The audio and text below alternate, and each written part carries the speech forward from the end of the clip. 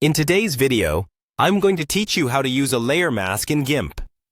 For those who are new to this tool, GIMP, or the GNU Image Manipulation Program, is a fantastic free alternative to more costly image editing software. And today, we will specifically be diving into layer masks, a powerful feature that allows you to manipulate parts of your image with precision.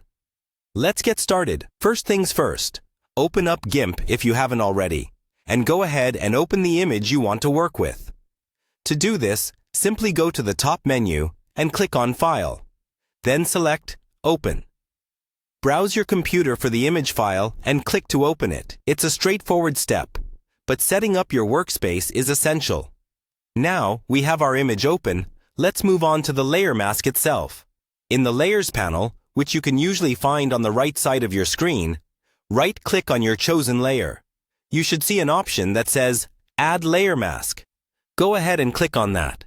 Next, you'll see a dialog box pop up asking you to choose the type of mask you'd like to add. Since we're looking to have full control right from the start, select White for full opacity. This means your entire image will be fully visible, and you will have the freedom to selectively hide or reveal portions as you choose. After selecting White, click on the Add button.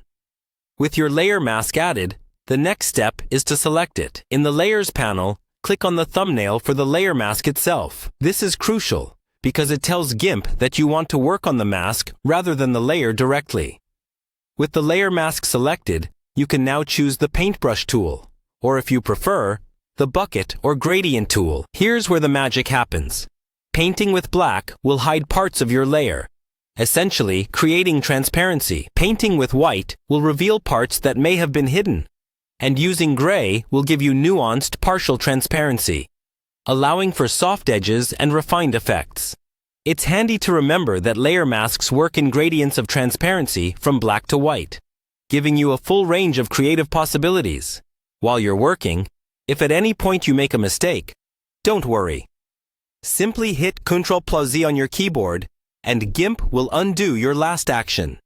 Once you are happy with the adjustments, it's time to save your work. Head up to File in the menu and choose Export As. Here you can decide your image's format and file name. This ensures your layered image with all the mask effects is safely saved and ready for use. And that's it. You've successfully used a layer mask in GIMP.